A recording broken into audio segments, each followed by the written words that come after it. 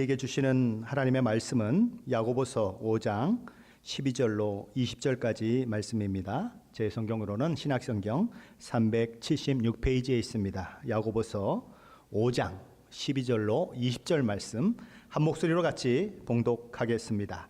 내 형제들아, 무엇보다도 맹세하지 말지니 하늘로나 땅으로나 아무 다른 것으로도 맹세하지 말고 오직 너희가 그렇다고 생각하는 것은 그렇다고 하고 아니라고 생각하는 것은 아니라 하여 정죄받음을 면하라. 너희 중에 고난당하는 자가 있느냐? 그는 기도할 것이요 즐거워하는 자가 있느냐? 그는 찬송할지니라. 너희 중에 병든 자가 있느냐? 그는 교회의 장로들을 청할 것이요 그들은 주의 이름으로 기름을 바르며 그를 위하여 기도할지니라. 믿음의 기도는 병든 자를 구원하리니 주께서 그를 일으키시리라. 혹시 죄를 범하였을지라도 사하심을 받으리라. 그러므로 너희 죄를 서로 고백하며 병이 낫기를 위하여 서로 기도하라. 의인의 간구는 역사하는 힘이 큼이니라. 엘리야는 우리와 성정이 같은 사람이로되 그가 비가 오지 않기를 간절히 기도한즉 3년 6개월 동안 땅에 비가 오지 아니하고 다시 기도하니 하늘이 비를 주고 땅이 열매를 맺었느니라. 내 형제들아, 너희 중에 미혹되어 진리를 떠난 자를 누가 돌아서게 하면 너희가 알 것은 죄인을 미혹된 길에서 돌아서게 하는 자가 그의 영혼을 사망에서 구원할 것이며 허다한 죄를 덮을 것임이라. 아멘. 야고보 사도는 이제 야고보 서신을 마무리하고 있습니다. 그러면서 믿음의 공동체에 속한 성도들의 구체적인 삶 가운데서 정말 필요한 세 가지 권면의 말씀을 하고 있습니다. 첫 번째 말씀은 12절 말씀입니다. 제가 한번 다시 읽어보겠습니다. 내 형제들아, 무엇보다도 맹세하지 말지니 하늘로나 땅으로나 아무 다른 것으로도 맹세하지 말고 오직 너희가 그렇다고 생각하는 것은 그렇다고 하고 아니라고 생각하는 것은 아니라 하여 정죄받음을 면하라. 야고보 사도는 내 형제들아, 무엇보다도 맹세하지 말지니라고 말합니다. 우리말에 내 손에 장을 지진다는 말이 있습니다. 손바닥에 장을 담아놓고 밑에서 이것을 마치 소처럼 사용해서 밑에서 불을 지피면 이 손바닥에서 장을 끓일 수 있게 하겠다는 얘기죠. 그게 무슨 얘기입니까? 사실은 불가능한 얘기입니다. 그런데 내 생각이나 내 주장이 틀리다면 내가 어떤 고통도 다 감당하겠다라고 하는 표현인 것입니다. 내 생각이나 주장이 틀림없다고 주장할 때에 마치 맹세처럼 사용되는 말이라고 하는 거죠. 이스라엘 사람들은 종종 최종적인 맹세의 확증으로 여호와의 이름으로 맹세한다고 하는 표현을 자주 사용하곤 했습니다. 요나단과 다윗의 맹세도 바로 이 여호와의 이름으로 행해진 맹세였지요. 사울이 어느 날 죽은 자를 불러내는 신접한 여인을 찾아가서 죽은 자를 불러내라고 얘기합니다. 그때 신접한 여인이 이렇게 얘기하죠. 아니, 당신은 왜 나에게 올무를 놓으려고 합니까? 사울 왕이 죽은 자를 불러내는 사람이나 무당들을 다 죽여 없앴는데 당신은 나를 이 일을 통해서 죽게 할 작정입니까? 라고 묻는 것입니다. 물론 이때는 사울의 그 정체가 탄로나지 않았을 때인 것입니다. 그런데 이 사울이 그때 이렇게 얘기하는 것이죠. 내가 이 일로는 내가 여호와의 이름으로 맹세하노니 해를 당하지 않을 것이다. 여호와의 이름으로 맹세한 것이죠. 1세기 우리 주님이 이 땅에 계실 때에 유대인들은 여호와의 이름으로 맹세하는 대신에 하늘이나 땅 또는 예루살렘 성, 자기 머리를 가지고 그렇게 맹세를 했습니다. 이들이 하나님의 이름을 사용하지 않고 그런 것들을 통하여서 맹세를 한 이유는 하나님의 이름을 망령되이 일컬지 말라고 하는 말씀에 저촉될까 그런 것입니다.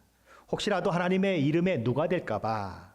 그래서 하나님 이름 대신에 다른 것들을 걸고 맹세하는 그 일들이 있었던 것이지요. 그런데 그런 유대인에게 우리 예수님은 이런 말씀을 하십니다. 마태복음 5장 33절로 37절 말씀입니다. 또 옛사람에게 말한 바 헛 맹세를 하지 말고 내 맹세한 것을 주께 지키라 하였다는 것을 너희가 들었으나 나는 너희에게 이르노니 도무지 맹세하지 말지니 하늘로도 하지 말라. 이는 하나님의 보호자임이요 땅으로도 하지 말라. 이는 하나님의 발등상임이요 예루살렘으로도 하지 말라. 이는 큰 임금의 성임이요 내 머리로도 말라. 이는 내가 한토록도 희고 검게 할 수 없음이라. 오직 너희 말은 옳다 옳다 아니라 아니라 하라. 이에서 지나는 것은 악으로부터 나느니라. 예수님이 말씀하신 이 말씀의 요점은 어떤 것으로도 맹세하지 말라는 것입니다. 다만 어떻게 대답하라고 하십니까? 옳은 것은 옳다고 하고 아닌 것은 아니라 하라고 하십니다. 어떻습니까? 오늘 야고보서 이 5장 12절에서 야고보 사도가 하고 있는 그 말씀과 동일한 내용이 아니겠습니까? 그런데 이 말씀은 다만 내가 맹세를 하지 않으면 된다는 그런 정도의 말씀이 아닌 것입니다. 그것보다도 어떤 맹세도 전혀 필요 없는 사람이 되라는 것입니다.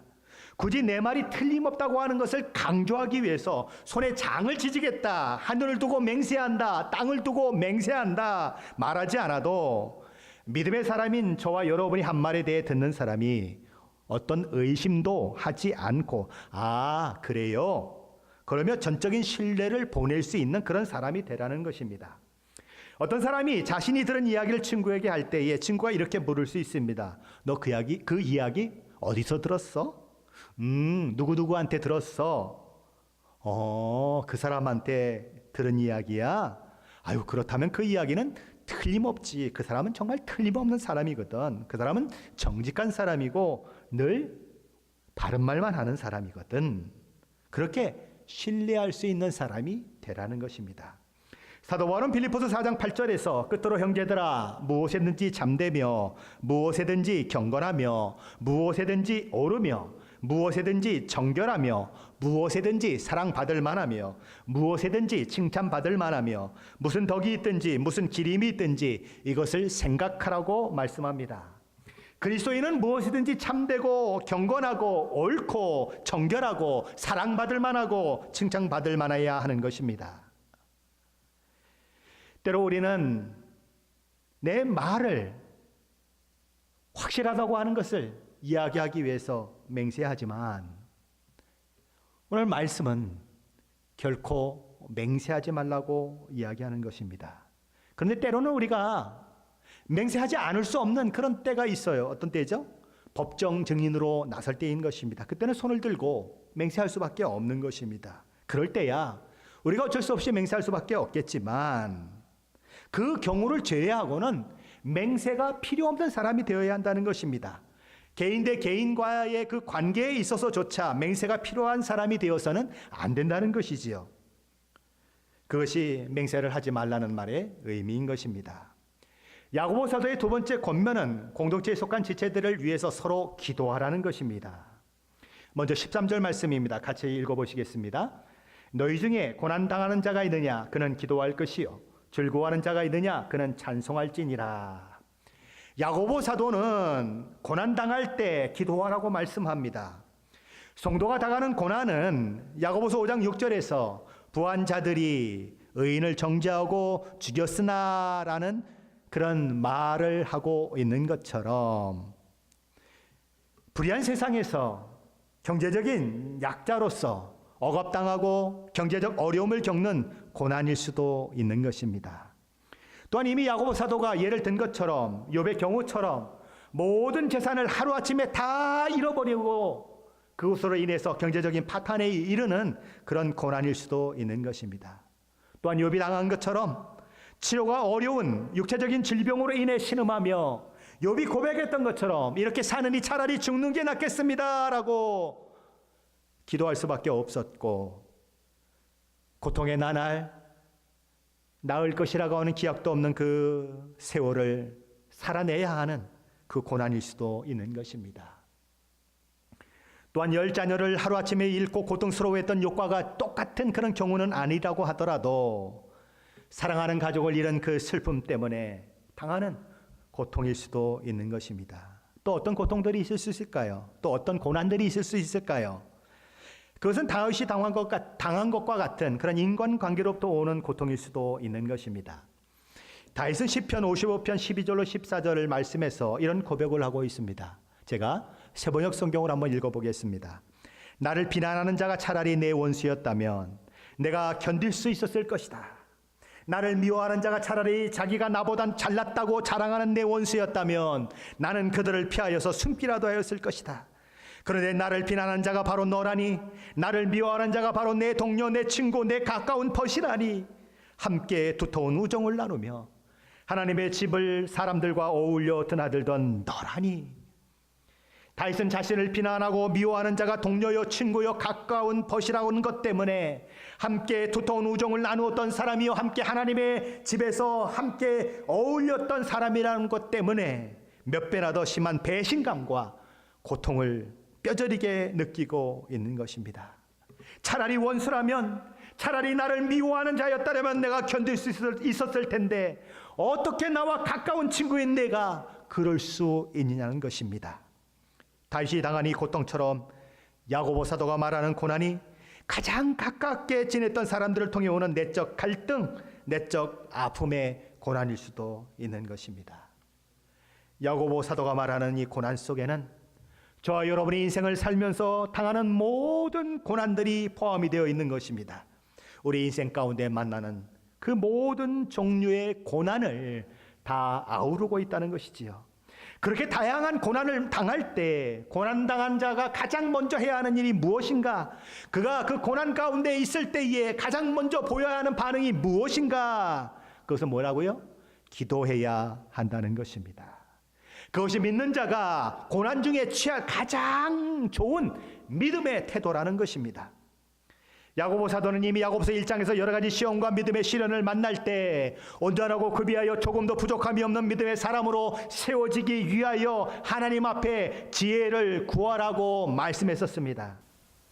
시험을 만나고 시련을 만날 때 기도하는 사람은, 하나님 앞에 지혜를 구하는 사람은 그 시험 가운데, 그 시련 가운데 실족하지 않게 되는 것이지요.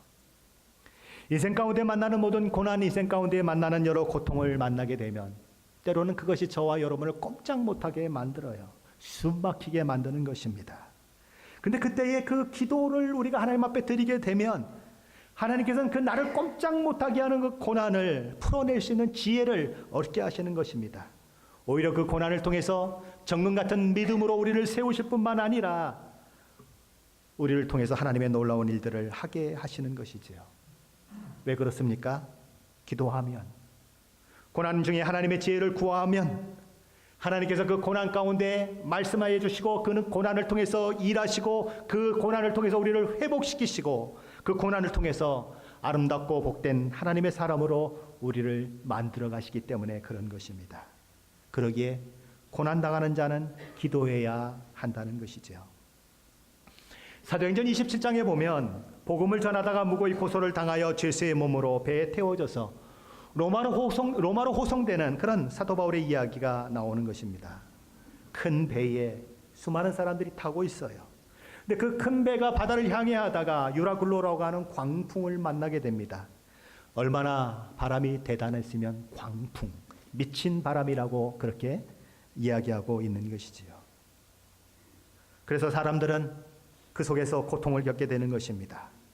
배가 깨어질 것이 염려되었던 이 사공들은 자신들의 짐을 바다에 내던지고 배의 기구들을 바다에 내던져버립니다. 그러나 광풍과 그로 인한 풍랑은 멈추지 않고 연일 계속되는 것입니다. 앞도 보이지 않고 별도 보이지 않고 밤인지 낮인지 구분될 수 없는 날들이 계속되는 것입니다. 도무지 살아날 소망이 없어 보이지요. 그래서 사람들은 죽음의 공포 가운데 두려움에 빠져들고 먹을 것조차 먹지 않은 채 기진맥진해서 마치 널브러져 있는 그런 모습처럼 그렇게 있는 것입니다. 그런데 어느 날 바울이 그들에게 이렇게 얘기를 해요. 여러분, 내 말대로 항의하지 않았으면 이런 어려움을 겪지 않았을 것입니다. 그러나 여러분 안심하십시오. 여러분 중에 누구도 목숨을 잃거나 다치는 사람이 없을 것입니다. 오직 배만 잃게 될 것입니다. 라고 얘기해요. 지금 바울은 구조선을 타고 온 사람이 아니에요. 지금 막 흔들리는 배를 보면서 구조선을 타고 와서 방송기를 잡고는 여러분 걱정하지 마십시오. 내가 여러분을 구해 주려고 왔습니다. 조금만 힘을 내십시오라고 이야기하는 사람이 아니에요. 그럼 지금 바울은 어디에 있습니까? 난파선에 타고 있는 사람이에요. 여러 날 동안 밤인지 날인지 구분할 수 없는 그 상황 가운데 캄캄한 바다에서 광풍이 일고 풍랑이 일고 그 흔들리는 배 안에서 이리 몰리고 저리 몰리고 고통을 겪는 사람 중에 있었던 사람이 누구냐? 바울이라는 거예요. 바울이라고 그 와중 가운데 막 밥을 먹을 수 있었을까요? 먹을 것을 먹을 수 있었을까요? 못 먹는 것입니다.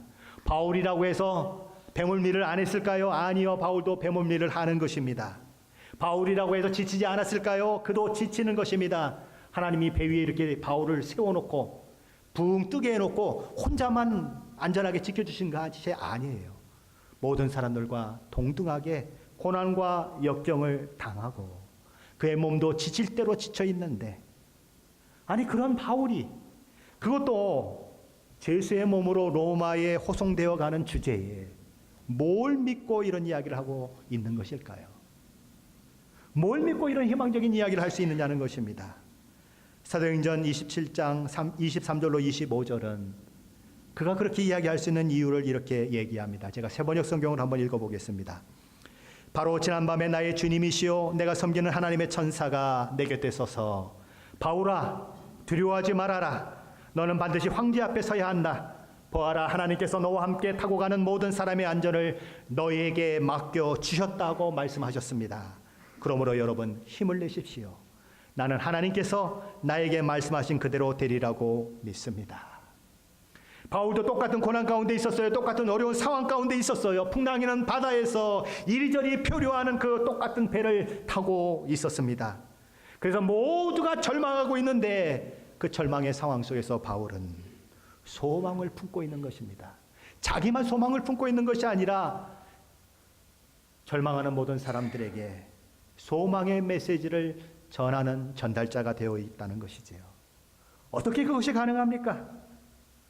그는 그 절망 중에 하나님 앞에 기도했고 하나님께서 주시는 메시지를 들을 수 있는 사람이었기 때문에 그 절망 중에도 그 일이 가능한 거예요. 그는 아는 것입니다. 나와 함께 동행하시고 나를 이끌어 가시는 그 하나님의 손길이 나와 함께 있고 있다는 것을 그는 인식하는 거예요. 그래서 그는 그 와중에도 하나님의 약속을 믿고 선포할 수 있는 거예요. 힘이 안 들어서 선포할 수 있는 게 아니고 하나님의 말씀을 들었기 때문에 자신 있게 소망을 가지고 선포할 수 있는 거예요. 그래서 고난 중에 기도하는 사람, 고난 중에 하나님을 찾는 사람은 바로 이 사도 바울과 같은 그 고난 중에도 하나님이 베푸시는 은혜를 누리게 된다는 것입니다. 그래서 야고보 사도는 말하는 거예요. 너희 중에 고난 당하는 자가 있느냐? 그는 기도할 것이요. 기도하라는 것입니다. 문제를 해결하는 데만 마음을 두지 말고 어떻게 이 고난을 빠져나갈 것만 생각하지 말고 그것에 매몰되지 말고 하나님 앞에 무릎 꿇고 기도해라. 하나님이 무엇을 말씀하시는지, 내가 이 상황 가운데서 무엇을 하길 원하시는지, 어떤 생각, 어떤 믿음을 가지기를 원하시는지 기도하며 해답을 찾으라는 것입니다. 그렇다면 정반대의 경우는 어떨까요? 고난도 없어요. 모든 것이 잘 됩니다. 기쁜 일이 넘쳐나요. 즐거움이 넘쳐납니다. 그러면 무엇을 해야 할까요? 야고보 사도는 그런 자는 하나님 앞에 찬양하라고 말하는 것입니다. 내가 잘나서 이 모든 것을 누리고 있다고 까불지 말고, 내가 뭘 잘해서 이런 걸 누리고 있다고 생각하지 말고, 자만하지 말고, 하나님의 은혜입니다. 하나님이 나에게 이런 놀라운 것들을 주셨습니다라고 하나님을 찬양하는 자가 되라는 거예요. 신앙인들이 언제 무너지기 쉬울까요? 고난당할 때 무너지기 쉬울까요? 아니면 잘 될 때 무너지기 쉬울까요? 대부분의 사람들은 잘 될 때 넘어져요. 왜 그렇습니까? 잘 되면 교만해지기 쉽고 잘 되면 남들이 보이지 않아요. 하나님도 없어도 살 것 같아요. 그래서 넘어지는 것입니다. 그러니까 우리가 잘 될 때 해야 하는 것은 무엇입니까? 이 모든 것이 하나님께서 내게 주신 은혜인 줄 알고 겸손히 하나님을 높여드리며 찬양하는 거예요. 찬양은 곡조 있는 기도라고 했습니다. 하나님 앞에 올려드리는 그 기도를 드리라는 것입니다. 하나님이 주신 선물을 누리고 있는 줄 알고 하나님을 찬양하는 자는 성공이나 성취, 자기가 누리는 부귀와 같은 것들 때문에 무너지지 않는 것입니다. 즐거움 때문에 하나님을 잊지 않고 즐거움 때문에 교만해지지 않는 거지요. 오히려 그 모든 즐거움조차도 찬양을 통해서 거룩한 것으로 승화시키는 그 은혜가 그에게 있게 되는 것입니다. 우리는 야고보서의 이야기를 듣는 것입니다. 고난당하는 자는 기도하라. 즐거운 자는 찬양하라. 자, 그렇다면 병이 든 사람은 어떻게 해야 합니까? 우리 14절 말씀입니다. 한번 같이 보십니다. 14절입니다. 같이 읽습니다. 너희 중에 병든 자가 있느냐? 그는 교회의 장로들을 청할 것이요 그들은 주의 이름으로 기름을 바르며 그를 위하여 기도할지니라. 야고보 사도는 병에 걸린 자들은 교회의 장로들을 청해서 자신을 위해 기도하게 하라고 그렇게 말씀합니다. 여기서 말하는 장로들은 오늘날의 목사와 또는 장로들을 다 가리키는 말인 것입니다. 병든 자는 교회의 지도자들을 청해서 나를 위해 기도해 주십시오라고 부탁하라는 것입니다. 그럼 왜 교회의 장로들을 청해야 합니까? 그가 막 그냥 치유의 은사를 가지고 있고 엄청난 능력의 사람이기 때문에 그를 청하라는 것입니까? 아니에요. 그는 교회를 대표하는 사람이기 때문에 불러서 기도를 청하라는 것입니다. 그래서 그로 하여금 자신의 병 낫기를 위해서 기도하게 하라는 것이지요. 자, 그런데 장로를 청하라고 하는 이 말을 생각해 보면 우리는 이 사람이 지금 어떤 상태에 있는지를 엿볼 수가 있습니다. 거동이 가능한 사람, 교회에 나올 수 있는 사람은 장로를 굳이 청할 필요가 없어요. 그렇죠? 병원으로 오라고 할 필요도 없고 집으로 오라고 할 필요도 없습니다. 그냥 교회에 나와서 나 몸이 좀 아픈데 기도해 주세요라고 얘기하면 기도할 수 있어요. 그런데 여기 보면 청하라고 되어 있어요. 그 얘기는 무엇입니까? 지금 병에 걸린 성도의 상태가 만만치 않다는 것입니다. 교회에 나갈 수 없을 만큼 그만큼 위중하다는 거예요. 그럴 때 교회 지도자들에게 기도를 부탁하라는 것입니다. 그러면 청함을 받은 장로들은 어떻게 해야 합니까? 14절 말씀은 이렇게 얘기하죠. 장로들이 가서 주의 이름으로 기름을 바르고 그를 위하여 기도하라라고 이야기하는 것입니다. 기름을 바르러 가는 이 말에 대한 해석은 여러 가지로 나누어집니다. 어떤 분들은 기름을 바르는 것이 고대의 의료 행위라고 그렇게 해석을 합니다. 그래서 기름을 바르라고 하는 것은 약을 바르는 것과 같다라고 얘기해요. 그래서 장로들이 가서 약을 바르듯이 기름을 발라야 한다고 그렇게 이야기하는 것이다라고 이야기하는 분들이 있습니다. 어떤 분들은 왕이나 선지자를 기름 부어서 특별한 직무를 주기 위해서 하는 것처럼 지금 아픈 사람을 하나님 앞에 특별히 구분하여 드리기 위해서 기름을 바르라고 이야기하는 것이라고 해석하기도 합니다. 로마 가톨릭은 이런 해석을 해놓습니다. 로마 가톨릭에는 종부성사라고 하는 게 있어요. 임박한 죽음을 앞두고 영혼을 하나님께 의탁하는 거룩한 의식으로서 생전의 마지막으로 치러지는 거룩한 예식이라고 해서 종부성사라고 불려지는 것입니다. 지금은 이것이 병자를 위한 거룩한 예식이라고 해서 병자성사라고 이름이 다르게 불려지고 있습니다. 사제들은 이때의 마지막으로 병자에게 기름을 바르게 되는데 그들은 그것을 도유식이라 이렇게 부릅니다. 그러나 오늘 본문 어디에도 병자의 죽음을 생각하며 그의 삶에 있어서 마지막으로 기름을 바르라고 야고보가 주장하고 있다고 하는 것을 생각할 만한 내용이 없다는 것입니다.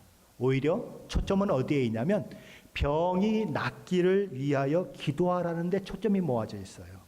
죽음을 예비하고 마지막 기름을 부으라는 것이 아니고 병 낫기를 기도하라는 것에 초점이 모아져 있다는 것입니다. 15절 상반절은 이렇게 얘기합니다. 믿음의 기도는 병든 자를 구원하리니 주께서 그를 일으키시리라. 병이 낫는다는 것이죠. 16절 중간에도 이렇게 얘기합니다. 병 낫기를 위하여 서로 기도하라. 낫는 것에 초점을 맞추고 있지 죽는 것에 초점을 맞추고 있지 않다는 것입니다. 아프리카 같은 곳에서는 지금도 기름을 붓고 병자들에게 기도하는 일들을 하고 있습니다. 어떤 사람들은 자기가 가지고 있는 기름이 아주 귀한 것이고 아주 이곳에 능력이 있다고 그렇게 선전하면서 비싼 값에 파는 사람들도 있어요. 그들은 이야기하는 것입니다. 병자에게 기름을 바르라고 했으니 이 말씀은 반드시 지금도 오늘날도 실행되어야 하는 것이다 라고 그들은 주장합니다. 근데 성경에 보면 기름 부어서 사람을 고치는 그 경우는 딱 한 번만 언급되고 있습니다. 마가복음 6장 13절 말씀에 이런 말씀이 있어요. 많은 귀신을 쫓아내며 많은 병자에게 기름을 발라 고치더라. 그리고는 다른 이제 것들이 많이 나오죠. 병 고치는 일들이 많이 나옵니다. 사도행전에도 나오고 다른 성경에도 병 고치는 일들이 많이 나오는데 기름을 바르고 병을 고치는 경우는 한 번도 나타나지 않아요. 이 마가복음 이외에는. 근데 예수님이 이런 걸 하셨죠. 소경이 예수님 앞에 나왔을 때 예수님께서 진흙을 침에 발라가지고 짓이겨서 어디에 붙여주죠? 이 눈에 붙여줘요. 그리고는 이제 실로암에 가서 물로 씻으라고 그렇게 얘기를 하죠. 자, 그러면 예수님이 그렇게 침을 뱉어서 진흙을 이겼으니까 지금도 그렇게 해야 된다고 주장해야 맞나요? 그건 아닌 것입니다. 이게 상징성이 있다는 것입니다. 특별히 하나님께서 이 병자에 대해서 관심을 가지고 계시고 하나님께서 그를 보살핀다고 하는, 그렇게 구별됐다고 하는 특별한 상징으로 이 기름 부음을 우리가 해석하는 것이 더 좋다고 저는 생각하는 것입니다. 지금 청함받는 장로들이 병자를 위해서 해야 하는 가장 중요한 일은 무엇일까요? 기름을 바르는 것일까요? 낫기를 위해서 기도하는 것일까요? 이건 물어보라 마나예요. 그렇죠? 낫기를 위해서 기도하는 것입니다. 거기에 초점이 있어요. 병자들을 찾은 장로들이 해야 할 가장 중요한 일은 손을 얹고 주님께서 능력을 베푸셔서 병중에 있는 성도를 일으켜 세우시도록 믿음으로 기도하는 것에 초점이 있다는 것입니다. 11절 말씀 그래서 이렇게 얘기하는 것입니다. 믿음의 기도는 병든 자를 구원하리니 주께서 그를 일으키시리라. 혹시 죄를 범하였을지라도 사하심을 받으리라.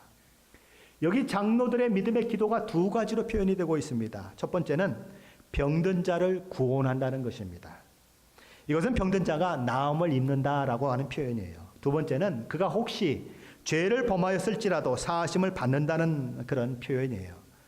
이 말은 혹 병이 죄로 말미암는 그런 병이라고 하더라도 장로들이 믿음으로 기도할 때에 그 병으로부터 나음을 얻게 되면 어떤 효과가 있게 되는 거죠? 죄의 형벌로서, 죄의 진노로서 받았던 그 형벌이 사함을 받는 것과 똑같은 일이 일어나는 거죠. 왜요? 병에서 고침을 받았으니까. 죄의 결과로 온 그 병이 고침을 받았으니까 사함을 받는 것과 똑같다고 그렇게 얘기하는 것입니다. 야고보 사도는 믿음으로 기도하면 병든 자를 구원하겠고 주께서 그를 일으켜 세울 것이라고 그렇게 말씀하고 있습니다. 이런 말씀은 종종 이렇게 설교가 돼요. 어떻게 설교가 됩니까? 기도하면, 믿음으로 기도하면 모든 병에서 나음을 얻을 수 있다. 그러니 믿음으로 기도해라 라고 그렇게 많이 설교가 되는 것입니다. 병에서 노임을 받는 그 일을 위해서 믿음이 행사되어야 한다고 하는 그 말에 대해서 이의를 걸 사람은 아무도 없는 것입니다. 그렇죠? 하나님이 모든 능력을 가지고 계시고 병에서 고칠 수 있는 분이라고 하는 믿음이 없다면 하나님 앞에 기도할 이유가 전혀 없는 것입니다. 그래서 기도하는 사람은 믿음을 가지고 기도하는 것이 너무너무 중요해요. 그런데 문제는 무엇이죠? 믿음으로 기도하기만 하면 모든 질병으로부터 노임을 받을 수 있다고 선포하는 것이 성경적인 진리냐 하는 것입니다. 믿음으로 기도하면 못 나올 병이 한 가지도 없다라고 선포하는 것이 맞느냐는 거예요. 우리는 이 말씀을 생각하면서 두 개의 질문을 한번 던져보는 것입니다. 정말 믿음으로 기도하면 모든 병자가 치유되는 것인가? 예외 없이 믿음으로만 기도하면 치유되는가? 둘째 질문은 이런 것입니다. 만일 믿음으로 기도했는데도 불구하고 모든 병이 낫지 않는 그런 일들이 일어난다면 병 낫지 않는 그 이유가 무엇이냐? 믿음이 부족한 때문이냐라고 생각해도 되느냐는 것입니다. 오늘날 치유의 은사를 가진 사람들이 치유의 은사를 가졌다고 이야기하며 치유 집회들을 많이 합니다.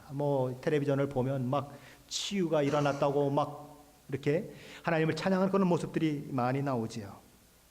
치유의 은사를 가진 사람들은 손을 얹고 늘 기도합니다. 어떤 때는 멀리서 그냥 찍하면 여기서 막 전기 같은 것이 나가가지고 사람이 막 쓰러지고 그리고 막 나음을 입었다고 펄펄 뛰는 사람들이 많이 일어납니다. 근데 이상하게 그 중에 병고침을 받지 못하는 사람들이 분명히 있다는 것이지요. 그러면 이 치유의 은사를 가진 목사님이 뭐라고 얘기합니까? 내가 믿음이 문제가 있다고 얘기합니까? 아니면 병 고치는 사람이 문제가 있다고 얘기합니까? 늘 병 고치는 사람의 믿음이 문제가 있다고 얘기해요. 나는 치유의 은사를 가지고 있고 믿음을 가지고 있는데 당신이 믿음이 없기 때문에 당신이 고침을 받지 않았다고 얘기하는 거예요. 그러니까 이 병 고침을 받지 못한 사람은 병 고침 받지 않은 것만 해도 너무너무 마음이 힘든데 또 뭐까지 뒤집어 썼어요? 믿음이 없다는 것까지 뒤집어 썼어요. 그러니까 어떻게 됩니까? 아이고 나는 믿음이 없는 사람이야. 그래서 고침 못 받았어. 다른 사람들은 뭐라고 얘기합니까? 다른 사람은 다 고침받았는데 저 사람은 믿음이 없어서 고침 못 받은 사람이야. 저 사람은 믿음이 없는 사람이야. 라고 손가락질하는 일들이 일어나는 거예요. 그러니까 어떻게 됩니까? 아픔도 아픔인데 그냥 자책감이 몰려오는 거예요. 내가 믿음이 없어. 내가 믿음이 없어서 고침을 못 받았어. 더 큰 믿음을 가져야지. 더 믿음을 가져야지. 그러고 하나님 앞에 막 기도하고 더 믿음을 달라고 기도하고 그리고 또 치유 집회 가는 거예요. 근데 또 고침을 못 받았어요. 또 절망으로 떨어져요. 믿음을 더 크게 해야지. 더 믿음을 가져야지. 또 한참 기도하고 철야 기도하고 금식 기도하고 또 갔어요. 또 치유가 안 됐어요. 그럼 어떻게 돼요? 난 정말 틀린 사람인가 봐. 나는 정말 믿음이 없는 사람인가 봐. 라고 그렇게 생각할 수 있다는 것이지요. 마음이 괴로울 수 있다는 것입니다. 병자의 믿음이 부족하기 때문에 치유를 얻지 못하는 것이다. 믿음으로 기도만 하면 나음을 얻을 수 있다라고 얘기하는 것은 옳지 않다는 것입니다.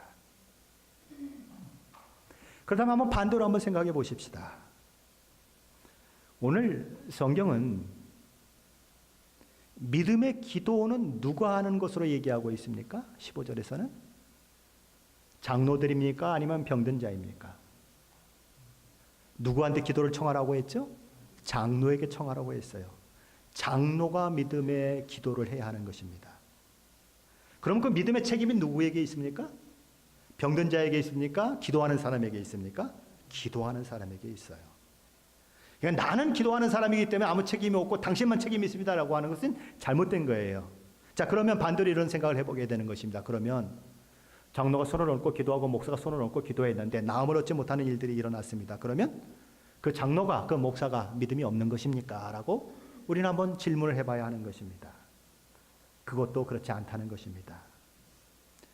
우리가 믿음을 가져야 하는 이유는 하나님이 전능하신 하나님이라고 하는 믿는 믿음인 것입니다. 하나님은 모든 것을 가능케 하실 수 있는 분이시요 하나님은 모든 병을 고칠 수 있는 분이라고 하는 것을 믿는 믿음을 가져야 하는 것은 분명한 것입니다. 그 믿음이 없다면 어떻게 기도할 수 있겠어요? 그 믿음이 없다면 남을 위해서 기도하는 그 기도 자체가 거짓말 아니겠어요? 그렇죠?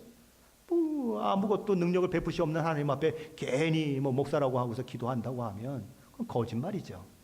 그 믿음은 분명히 있어야 하는 것입니다. 그런데 우리가 한 가지 잊지 말아야 하는 것이 있어요. 치유라고 하는 것이 그 사람이 얼마나 믿음이 크냐에서 결정되는 것이 아니고 하나님이 어떻게 하시느냐에 따라서 결정된다고 하는 것이에요. 치유는 하나님의 선물이지 내가 믿음이 크다고 해서 되어지는 게 아니라는 거예요. 내가 믿음이 크고 내가 믿음이 대단한 사람이면 무작정 그냥 손 얹고 기도하면 그 사람이 나음을 얻는다고 얘기할 만큼 하나님이 그런 하나님이 아니시라는 거예요. 내가 하자는 대로 하나님이 이 사람을 일으켜 세우고 내가 하자는 대로 하나님이 이 사람을 낫게 만들고 그런 하나님이 아니시라는 거예요. 내가 조종할 수 있는 하나님이 아니시라는 거예요.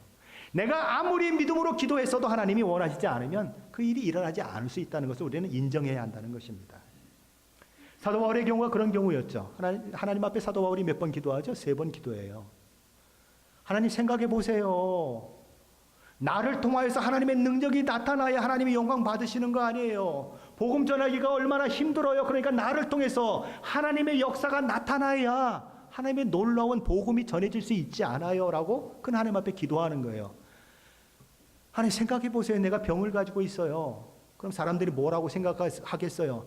아니 믿음이 있다고 하면서 지병도 하나 못 고치는 게 누구 병을 위해서 기도해 줘라고 얘기하면 복음이 어떻게 전해지겠어요? 라고 사도 바울이 기도하는 거예요. 근데 하나님 뭐라 그랬어요? 내 은혜가 내게 족하다라고 말씀해요. 하나님이 너에게 베풀어준 은혜가 너에게 이미 족하다라고 얘기하는 게 무슨 말이에요? 그 질병 그냥 안고 살아라 이 얘기예요. 고쳐달라고 하지 말고 그냥 있는 병 가지고 평생 살아라라고 얘기하는 거예요. 디모데후서 4장 20절에는 이런 말씀이 있습니다. 에라스도는 고린도에 머물러 있고 드로비모는 병들어서 빌레도에 두었노니. 누가 두었습니까? 바울이 두었어요. 드로비모라고 하는 사람이 병들었는데 밀레도에다가 놔두고 그냥 와버렸어요. 누가요? 사도 바울이. 그 대단한 믿음을 가지고 있는 사도 바울이 그냥 병든 사람을 놓고 왔다는 거예요. 무슨 얘기예요? 치료하지 못했다는 거예요. 믿음이 사도 바울만큼 같은 사람이면 능히 그를 치료해내야 되는데도 불구하고 그러지 못했다는 거예요. 디모데전서 5장 13절에는 바울이 디모데에게 하는 이런 이야기가 있습니다. 이제부터는 물만 마시지 말고 내 위장과 자주 나는 병을 위하여 포도주를 조금씩 쓰라. 어떤 분들은 이런 말을 하면 포도주 먹으라고 한다고 그렇게 생각하는 분들이 있는데 그런 오해하지 마십시오. 디모데는 이 위장이 좋지 않았어요. 자주 걸리는 병이 있었습니다. 사도 바울은 이 디모데를 향하여서 거짓 없는 믿음을 가졌다고 그를 칭찬했던 사람이에요. 그런데 디모데의 그 거짓 없는 믿음도, 그의 믿음의 아버지라고 불려지는 사도 바울의 믿음도 디모데를 그 병으로부터 자유롭게 하지 못했다는 거예요. 왜 자유롭게 못했습니까? 디모데가 믿음이 없어서 그럴까요? 바울이 믿음이 없어서 그럴까요? 아닌 것입니다. 하나님께서 그렇게 하시지 않았기 때문에 그래요. 치유에 있어서 하나님이 치유하실 수도 있고 치유하지 않을 수도 있는 권한을 오직 하나님이 가지고 있다고 하는 이 사실을 믿는 것은 너무너무 중요한 것입니다. 그것을 놓치면 늘 내 믿음을 탓하게 돼요. 늘 다른 사람을 원망하게 돼요. 저 목사가 능력이 없어서 그래. 저 장로가 능력이 없어서 그래. 그렇게 얘기할 수밖에 없는 것입니다. 근데 하나님은 하나님의 주권 가운데 그 일을 하신다는 거예요. 우리는 잘 몰라요. 왜 어떤 사람은 낫게 하고 어떤 사람은 낫게 하지 않으시는지, 어떤 사람은 낫다고 그냥 사방팔방을 다니면서 방송을 타고 막 나는 이렇게 나음을 얻었다고 이야기하시는데 나는 왜 이렇게 치료를 안 해주시고 죽어가게 만드시는지 나는 몰라요. 그런데 하나님은 영원부터 영원까지를 바라보시고 그 일을 행하고 계세요. 나는 모르지만 그 일을 통해서 하나님이 뭔가 하시는 일이 있다는 거예요. 우리는 그래서 하나님을 인정하고 하나님 앞에 정말 나의 이 연약함을 고쳐달라고 끊임없이 기도해야 하지만 그럼에도 불구하고 하나님이 노하실 때는 노하시는 이유가 있다고 생각해야 하는 것입니다. 그러나 우리는 그럼에도 불구하고 야고보 사도의 이 말씀에 귀를 기울여야 돼요. 뭐라고요? 믿음의 기도는 병든 자를 구원하리니 주께서 그를 일으키시리라. 그러니 낫고 안 낫고는 하나님께 맡겨놓고 전심으로 기도해야 한다는 거예요. 정말 낫기를 위해서 기도해라 라고 얘기하는 것입니다. 근데 여기 뒷말에 이런 말씀이 있습니다. 혹시 죄를 범하였을지라도 사하심을 받으리라. 사도 야고보는 여기다가 이런 말을 하나 집어넣었어요. 혹시. 왜 혹시입니까?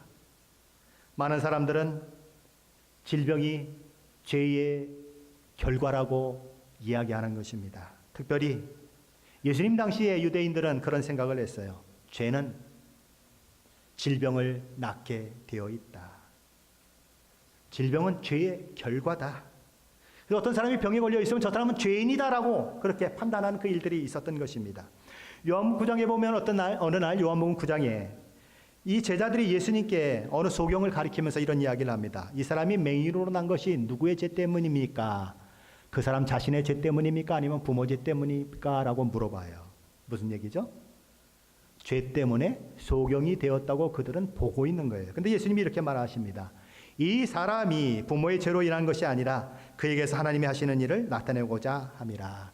이 사람이나 부모의 죄 때문이 아니다라고 분명히 말씀하시는 것입니다.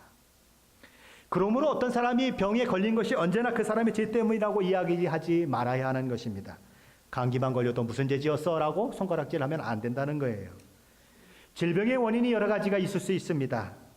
그 중에 한 가지가 죄로부터 올 수 있는 그런 일은 있지만 모든 것이 죄의 결과는 아니다라는 거예요.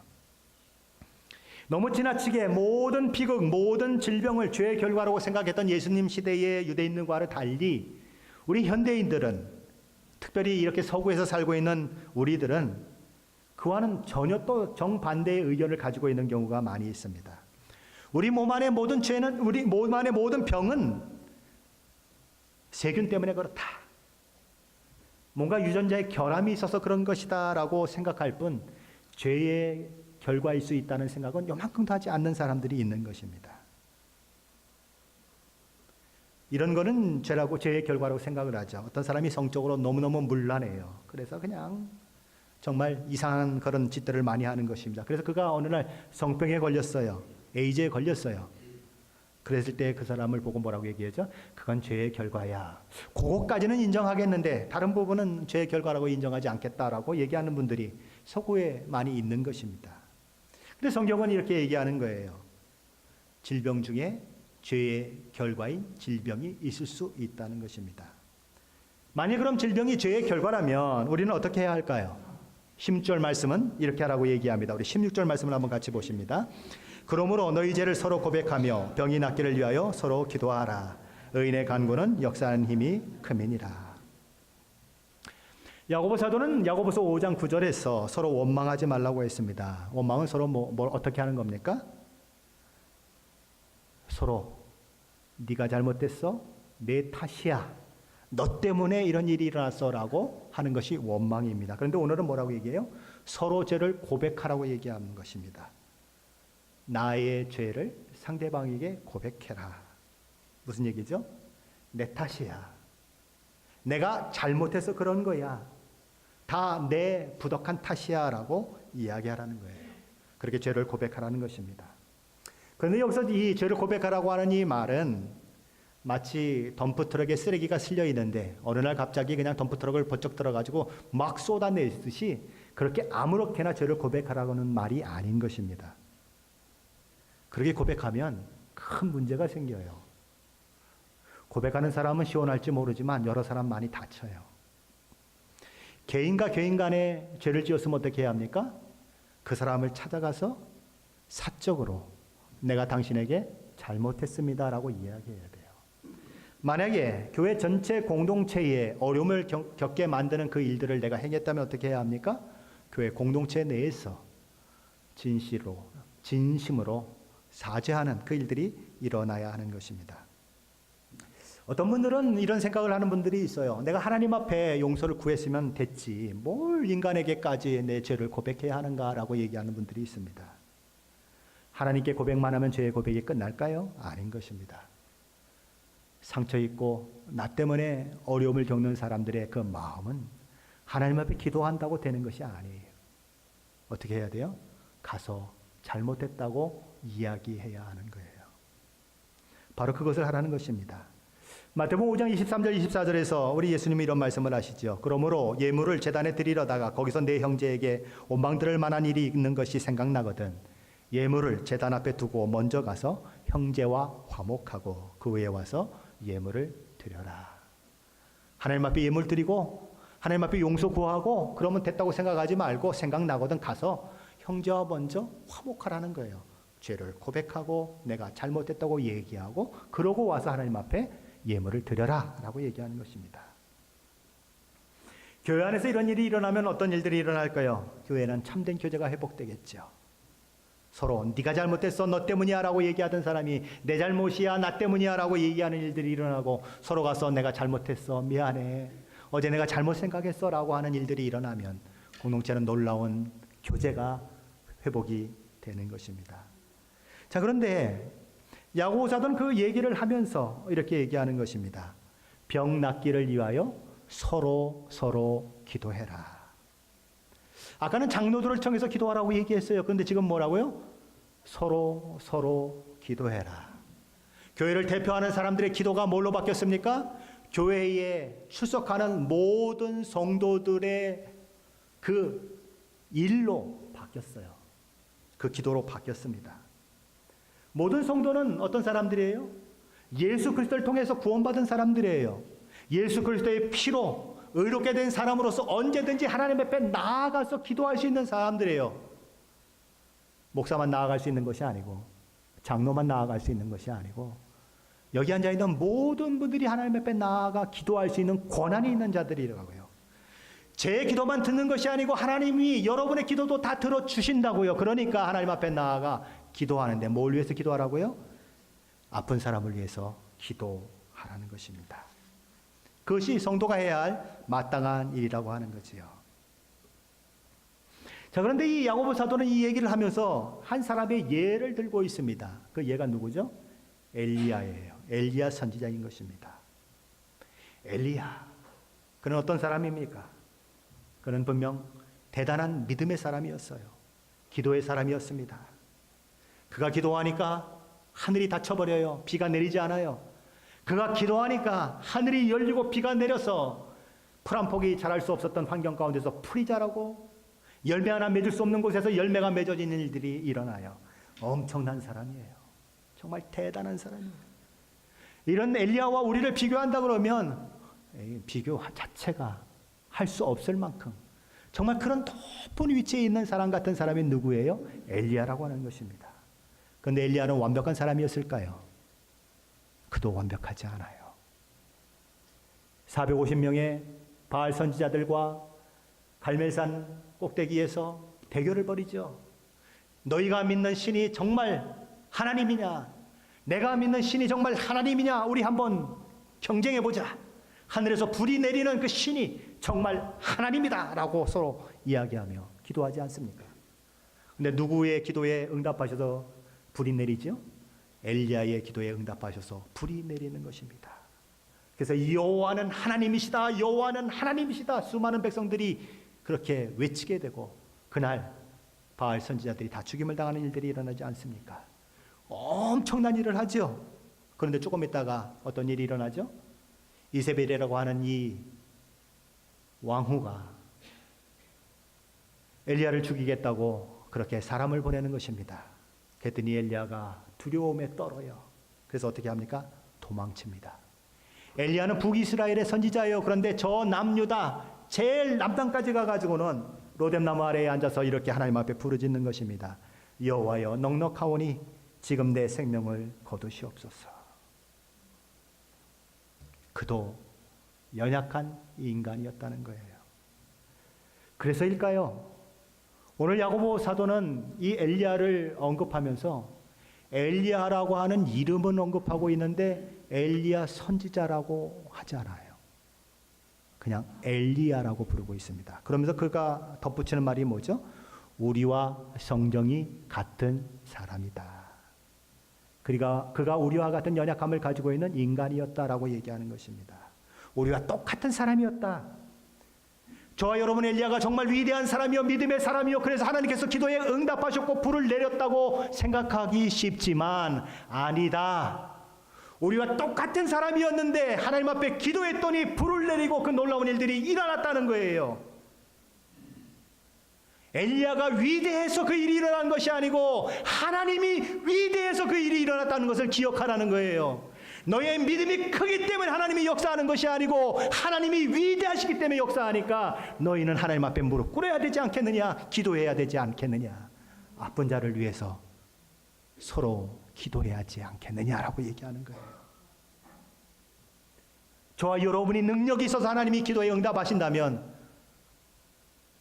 저와 여러분 같은 믿음을 보고 하나님이 어떻게 역사하시겠어요? 하나님이 능력이 있으시고 하나님이 우리의 기도를 들으시는 분이기 때문에 우리는 하나님 앞에 믿음으로 기도해야 한다는 거예요. 그러니 기도할 이유가 충분하지 않니? 우리가 똑같은 엘리야를 통해서 그 많은 일을 행하셨던 하나님이시라면 우리가 하나님 앞에 나아가 무릎 꿇고 기도해야 할 이유는 분명하지 않니? 나는 믿음이 없어요. 나는 기도할지 몰라요. 아니야. 그렇게 생각하지 말고 능력의 하나님 앞에 나아가 무릎 꿇어야 되지 않니? 라고 얘기하는 거예요. 기도해라. 기도의 응답은 너에게 있는 것이 아니라 하나님께 있다는 것을 기억해라. 라고 얘기하는 거예요. 똑같은 사람이다. 엘리야도 너도 똑같은 사람이다. 엘리야에게 일어났던 그 일이 너같이 믿음이 약한 자들을 통해서도 일어날 수 있다라고 얘기하는 거예요. 믿으십니까? 야고보 사도는 세 번째 이런 권면을 합니다. 우리 19절 20절 말씀인데 한번 같이 읽습니다. 내 형제들아, 너희 중에 미혹되어 진리를 떠난 자를 누가 돌아서게 하면 너희가 알 것은 죄인을 미혹된 길에서 돌아서게 하는 자가 그의 영혼을 사망에서 구원할 것이며 허다한 죄를 덮을 것임이라. 야고보 사도는 이제 우리 지체들을 향하여서 고개를 돌립니다. 야고보 사도가 야고보서 1장부터 지금까지 수많은 얘기들을 해왔습니다. 왜 그 수많은 이야기들을 했을까요? 왜 우리에게 믿음으로 굳게 서고 또 기도하는 사람이 되어야 된다고 얘기하고 맹세하지 말라고 얘기하고 오래 참는 자가 되어야 된다고 얘기하고 그 일들을 쭉 끌어왔을까요? 오늘 이 결론을 내기 위해서 그런 것입니다. 저와 여러분이 하나님 앞에서 바로 서서 아직 하나님 앞에 바로 서지 못해서 미혹되기도 하고 넘어지기도 하고 다른 길로 가는 사람을 세우는 그 사람이 되라는 것입니다. 그것이 저와 여러분이 가진 사명이라는 거지요. 저와 여러분이 믿음이 좋으십니까? 많은 은사를 가지고 있습니까? 여러 가지 많은 것을 누리고 있습니까? 무엇을 위해서 그것을 하나님께서 허락하셨을까요? 나는 엄청난 일을 했기 때문에 나는 이렇게 잘났기 때문에 라고 이야기하라고 그 모든 것들을 허락하셨을까요? 아니에요. 왜 허락하셨어요? 나보다 못한 사람을 도우라고 허락하신 거예요. 믿음 자랑하라고 하는 것이 아니고요. 그 믿음 가지고 연약한 믿음 가진 자들을 세우라고 주신 거예요. 돈 자랑하라고 주신 것이 아니고요. 굶주린 자들을 돌아보라고. 오늘 치료비가 없어서 고민하고 하나님 앞에 기도하는 자를 돌아보라고 돈을 주신 거예요. 우리는 그것을 기억해야 한다는 것입니다. 이제 말씀을 다시 한번 정리해 봅니다. 야고보 사도는 맹세하지 말라고 얘기합니다. 뭐라고요? 맹세하지 말라는 말이? 맹세가 필요 없는 사람이 되라는 것입니다. 우리가 살다 보면 신뢰를 깨는 것은 너무너무 쉬워요. 그런데 신뢰를 회복하는 것은 너무너무 어렵습니다. 한번 신뢰가 깨지면 회복이 거의 불가능할 정도로 어려워요. 그러니 언제나 신뢰를 받을 수 있는 사람이 되라는 것입니다. 아하, 저 사람이 얘기했어? 그 이야기는 그냥 믿어도 돼. 그 사람은 그냥 믿을 수 있는 사람이야 라고 인정할 수 있는 그런 사람이 되라는 거예요. 어떤 사람하고 얘기하면은요, 골치가 아픈 사람이 있어요. 저는 그런 사람들 만나면 너무너무 골치 아파요. 어떤 사람이죠? 도대체 저 얘기를 내 앞에서 왜 하는지 잘 모르겠어요. 저게 진실인지 뒤에 뭔가 이게 2단계, 3단계가 있는 말을 하고 있는 건지 그거를 머릿속에서 막 계산을 하려고 그러면 머리가 막 아파와요. 그러지 말라는 거예요. 그냥 앞에서 얘기하는 게 그냥 진실. 앞에서 얘기하는 게 나의 참 마음. 이렇게 되게 하라는 것입니다. 야고보 사도는 또한 우리에게 기도하라고 얘기합니다.